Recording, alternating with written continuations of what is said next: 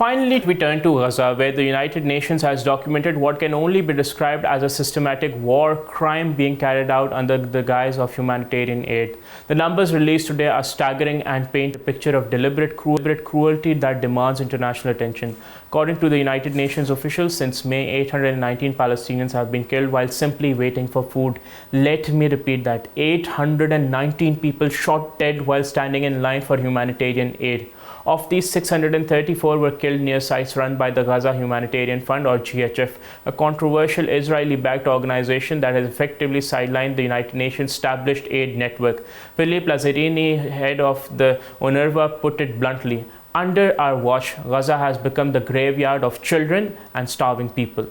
He described Israel's action as a cruel and Machiavellian scheme to kill, and note that Palestinians have no way out. Their choice is between two deaths: starvation or being shot at. Yesterday's massacre in Deir al-balah exemplifies the systematic targeting. 15 people, including 9 children and 4 women, were martyred while waiting for nutritional supplements.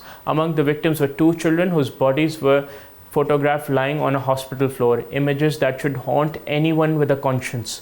But this isn't random violence. It's part of a calculated strategy. The GHF, despite being funded by Israel, has admitted through Israeli soldiers and contractors that they routinely shoot unarmed Palestinians gathering around the aid camps for food. Let me tell you that these aren't military targets. These are hungry and innocent civilians, including children and elderly people. The geographical positioning of these killing sites reveals the deeper strategy. An Israeli analyst, Daniel Levy, notes that the 3 GHF aid hubs in southern Gaza are a premeditated part of a social demographic engineering designed to force Palestinians towards Rafah.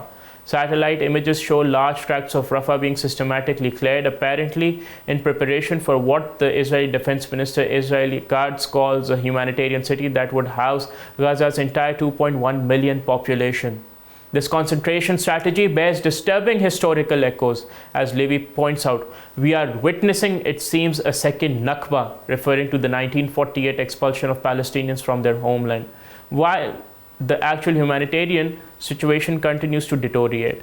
Carl Scow from the World Food Programme reported and said that they have enough food to feed Gaza's entire population for 2 months, but the trucks aren't being allowed in. Instead, Palestinians are forced to rely on the GHF's deadly distribution points. Gaza's health ministry reports that hospital patients are on the brink of death every day due to fuel shortages.